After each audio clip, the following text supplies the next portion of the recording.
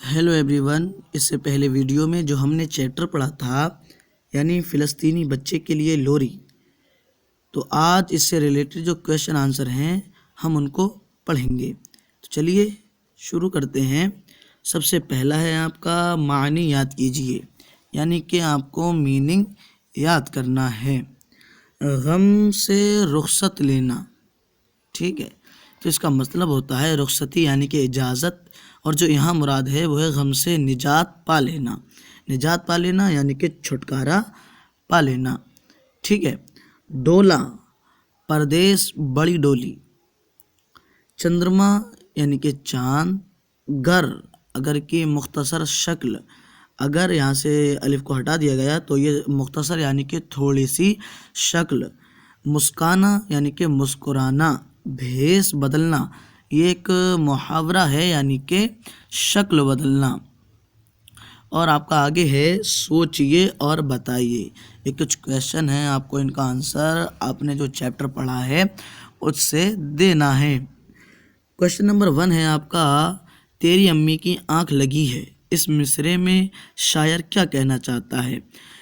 तो तेरी अम्मी की आंख लगी है, इस मिसरे में शायर ये कहना चाहता है कि जो बच्चा अपनी माँ को देख कर रो रहा है और जो माँ जो जिद्दोजहद में शहीद हो गई है, तो उसको बच्चे को चुप करने के लिए शायर कहता है कि तेरी अम्मी की आंख लगी है, यानी कि तेरी अम्मी अभी ख़त्म नहीं हुई बल्कि वो सो गई है।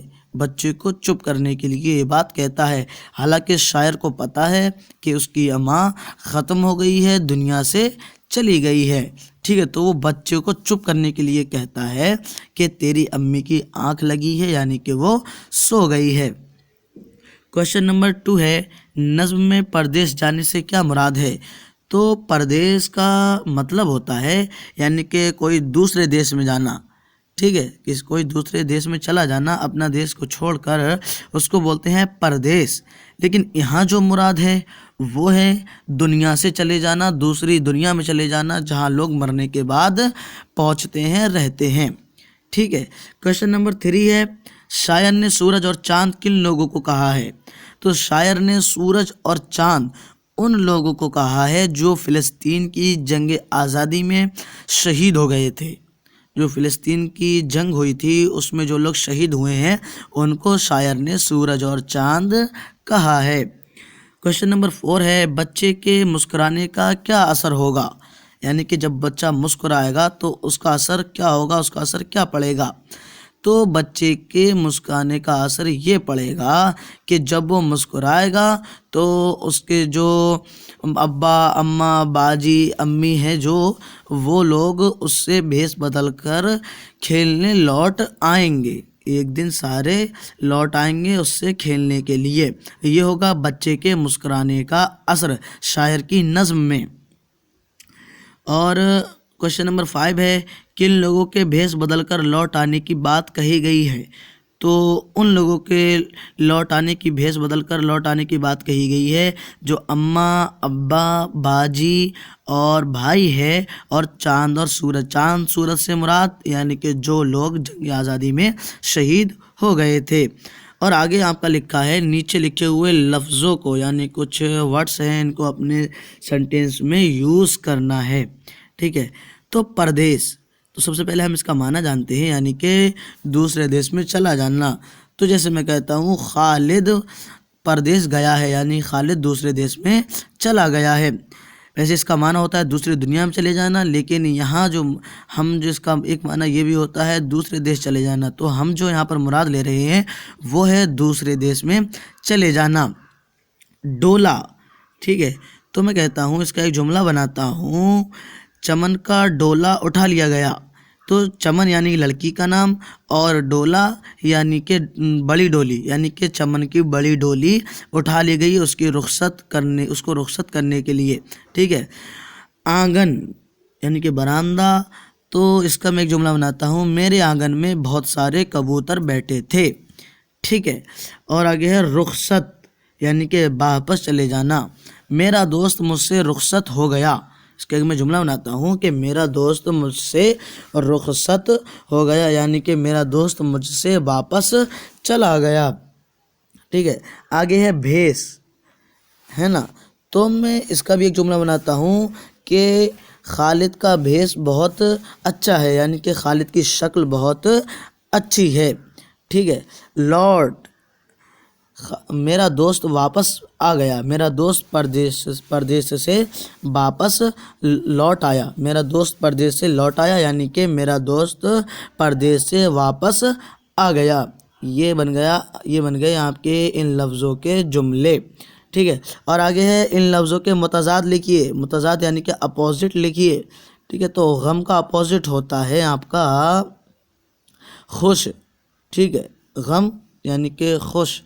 परदेश यानी कि देश, है ना, इसका एक अपोजिट होगा, वो होगा देश। रोना, तो इसका अपोजिट होगा हंसना। ठीक है। इसका अपोजिट होगा हंसना।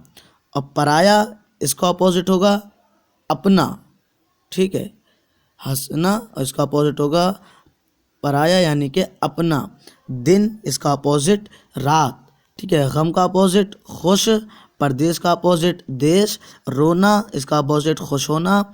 ठीक है। अब पराया इसका अपोजिट अपना, दिन इसका अपोजिट रात। ठीक है। इन लफ्ज़ों के मुज़क्कर बनाइए, यानी कि ये जो नीचे इन्होंने लफ्ज़ लिखे हैं, अम्मा है, रानी है, बीना है, मैना है, बहन है, लड़की है, बेटी है। ठीक है। ये जितने भी इन्होंने लफ्ज़ दिए हैं, वर्ड्स दिए हैं, ये सब फीमेल हैं। ठीक है। यानी कि मुअन्नस हैं, यानी कि औरत हैं। ठीक है। अब हमें इनका मेल बनाना है, फीमेल हैं और हमें इनका अब मेल बनाना है। ठीक है। तो अम्मा, इसका जो मेल आता है वो होता है अब्बा। ठीक। रानी, इसका मेल राजा। मैना, तो जो इसका मेल होता है वो होता है तोता। कहते नहीं है कि तोता मैना की कहानी, तो ये वही है मैना। मीना नहीं है बल्कि ये मैना है, यानी कि तोता। बहन, इसका मुज़क्कर होगा भाई। और लड़की, इसका मुज़क्कर होगा लड़का। बेटी, इसका मुज़क्कर होगा बेटा। ठीक है। अम्मा का मुज़क्कर अब्बा, रानी का मुज़क्कर राजा, मैना का मुज़क्कर तोता, बहन का मुज़क्कर भाई, लड़की का मुज़क्कर लड़का, बेटी का मुज़क्कर बेटा। ठीक है। और आगे है आपका पढ़िए और समझिए। ठीक है। आपको पढ़ना है और समझना है। डोला, पर्दानशी औरतों की सवारी। पर्दानशी यानी कि जो और मर्दों से पर्दा करती हों, उनसे अपने मुंह को छुपाती हों, अपने आप को, तो उसको बोलते हैं पर्दानशी, जो पर्दे में रहती हो। ठीक है। औरतों की सवारी, जो छोटी पलंगड़ी के चारों कोनों में बांस लगाकर झूले जैसी बनाई जाती है, उसे एक लंबी सी बल्ली या मोटे बांस में, ठीक है, छींके की तरह लटकाते हैं। और दो छींके की तरह, छींका ये पहले हुआ करता था, इसमें जो पतीली वगैरह हुआ करती है जिसमें खाना बनता है, हांडी वगैरह, तो उसमें इसको बांधकर लटका दिया करते थे, तो इसीलिए कहा है मोटे बांस में छींके की तरह लटकाते हैं। और दो आदमी, जिन्हें कुहार कहते हैं, उस लकड़ी के दोनों सिरे जो अपने कांधों पर उठाकर चलते हैं। ये सवारी छोटी हो तो डोली और बड़ी हो तो डोला कहलाती है। डोला शादी ब्याह में काम आता है, उसमें दुल्हन बिठाकर रुखसत करते हैं, यानी कि उसकी विदाई करते हैं। पीनस, ठीक है, पीनस और पालकी भी डोली ही की किस्में हैं। डोली की किस्में यानी कि डोली ही की तरह हैं। उनमें औरतों के अलावा मर्द भी बैठा करते थे। मर्द यानी कि आदमी भी बैठा करते थे। अब ये सवारियां बहुत कम इस्तेमाल होती हैं। आगे है गौर करने की बात। ठीक है। यानी कि आपको इस बात पर गौर करना है। इस नज़्म में, ठीक है, इस नज़्म में फ़िलिस्तीन की जंग आज़ादी में शहीद होने वालों को याद किया गया है। बच्चे के माँ बाप, भाई और बहन सब शहीद हो चुके हैं। शायर बच्चे को तसल्ली दे रहा है और मुस्कुराने की तलकीन कर रहा है। तलकीन कहते हैं हम नसीहत करना, समझाने को। ठीक है। मुस्कुराने की तलकीन कर रहा है। यहाँ शायर ने बड़े खूबसूरत अंदाज में में हर एक की शहादत का जिक्र किया है। माँ के लिए शायर कहता है कि तेरी अम्मी की आंख लगी है। आंख लगना से मुराद यहाँ अबदी नींद सोना है। अबदी नींद यानी कि हमेशा सोने वाली नींद है, यानी कि जो हमेशा आदमी ख़त्म हो जाता है तो हुआ करती है।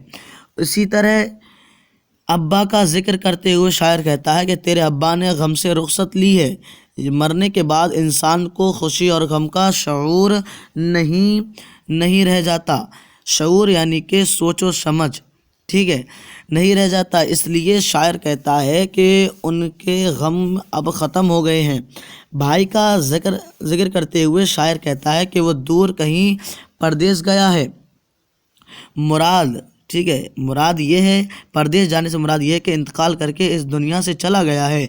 इसी तरह बहन के बारे में क्या कहता है कि उसका डोला पराए देश गया है। यहाँ भी मुराद देश से मुराद दूसरी दुनिया यानी आक़िबत है। आक़िबत यानी कि जहाँ हमेशा बाकी रहना है, जहाँ हमेशा रहना है, ठीक है, उसको बोलते हैं आक़िबत। इस नज़म में सूरज और चाँद को इस्तिआरे के तौर पर इस्तेमाल किया गया है। फ़िलिस्तीन की जंग आज़ादी में जो शहीद हुए हैं, यहाँ उन्हीं फ़िलिस्तीनी शहीदों को चाँद और सूरज कहा गया है। इस नज़म में, ठीक है, इस कविता का पैगाम ये है, यानी कि इस कविता से ये लोग ये समझाना चाहते हैं कि अगर हम वतन की राह में, ठीक है, हम वतन यानी कि अपने वतन की राह में शहीद होने वालों की मौत को खुशी से कबूल कर लें तो वो शहीद होने वाले हमारी अपनी हस्ती में, यानी कि हमारी अपनी हस्ती यानी कि अपने आप में, अपने दिल में फिर से ज़िंदा हो जाते हैं और उनकी जुदाई का गम दूर हो जाता है। जुदाई का गम यानी कि जो हमसे दूर चले जाते हैं, शहीद हो जाते हैं, वो जो गम होता है वो हमसे दूर हो जाता है। तो चलिए मिलते हैं नेक्स्ट वीडियो में नेक्स्ट चैप्टर के साथ। जब तक के लिए बाय, खुदा हाफिज़। मिलते हैं नेक्स्ट वीडियो में।